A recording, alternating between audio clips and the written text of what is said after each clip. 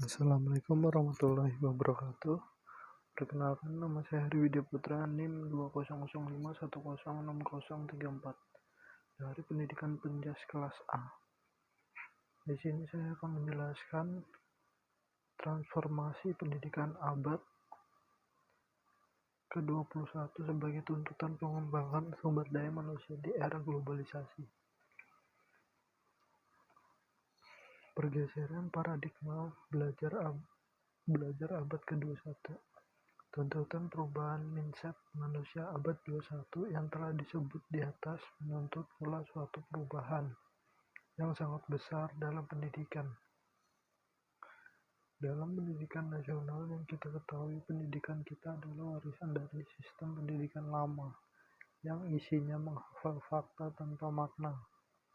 Merubah sistem pendidikan Indonesia bukanlah pekerjaan yang mudah. Sistem pendidikan Indonesia merupakan salah satu sistem pendidikan terbesar di dunia yang meliputi sekitar 30 juta peserta didik, 200.000 lembaga pendidik, dan 4 juta tenaga pendidik, tersebar dalam area hampir seluas benua Eropa. Namun perubahan ini merupakan sebuah keharusan jika kita ingin terlindas oleh perubahan zaman global. Cara belajar yang harus dikembangkan ke abad 21 yaitu mengembangkan framework pembelajaran di abad 21 yang menuntut peserta didik untuk memiliki keterampilan, pengetahuan, dan kemampuan bidang teknologi,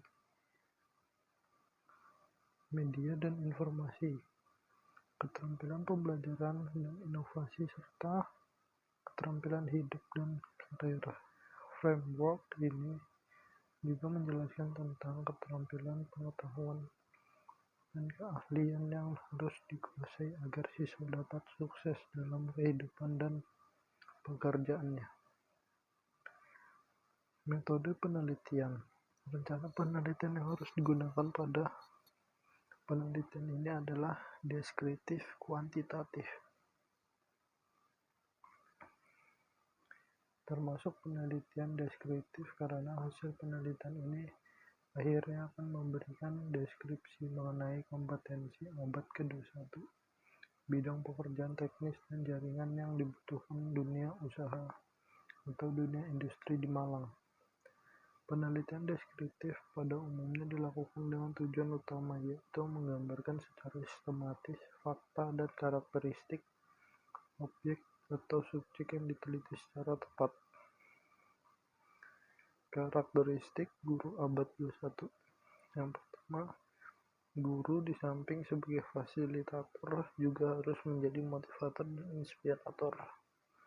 2. Guru mampu mentransformasikan diri dalam era pedagogi siber (era digital).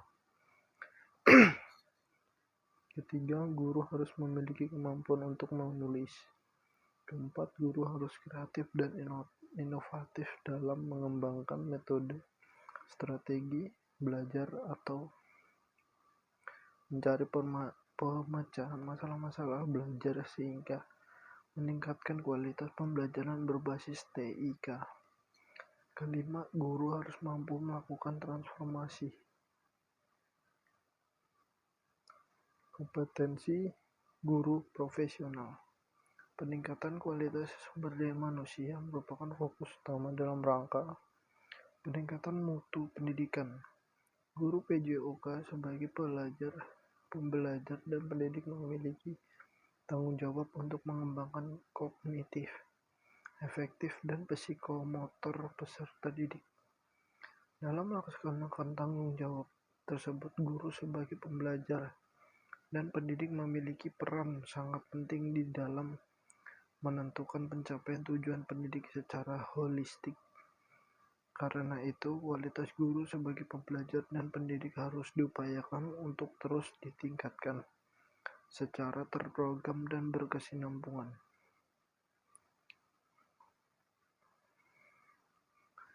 Pengembangan guru PJOK abad 21.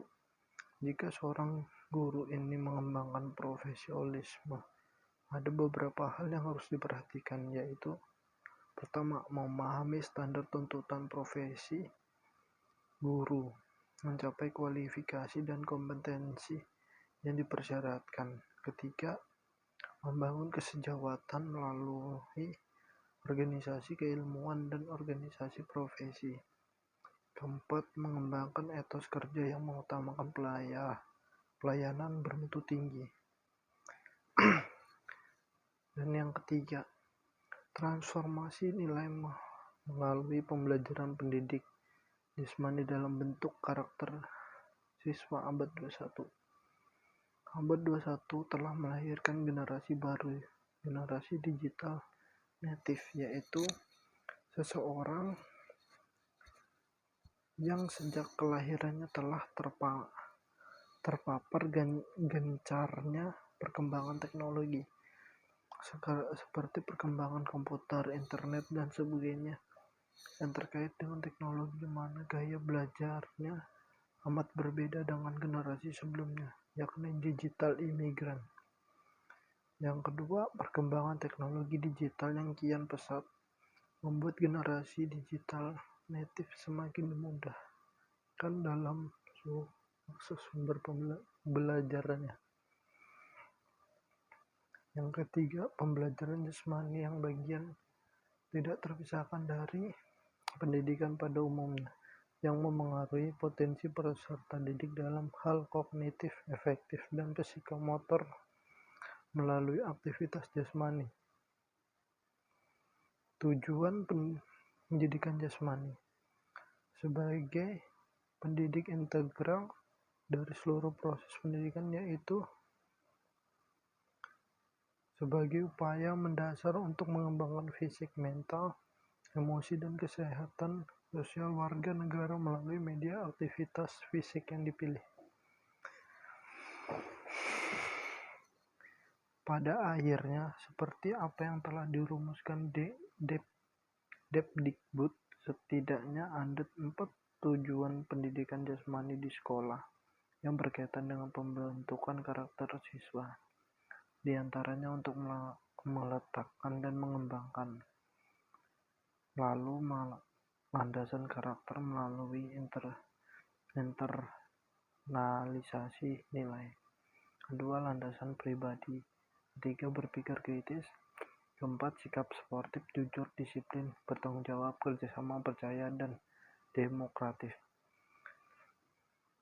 Lalu kesimpulannya yaitu pendidikan jasmani sebagai wahana dalam mencapai tujuan pendidikan nasional memiliki peranan strategis sebagai alat pendidik dan sarana habituasi penanam nilai-nilai yang terkandung di dalam pendidikan jasmani. Aktivitas olahraga sebagai satu lingkungan sosial budaya dan dirancang dan mampu dilaksanakan menjadi sarana menanam nilai-nilai positif yang terkandung dalam aktivitas olahraga.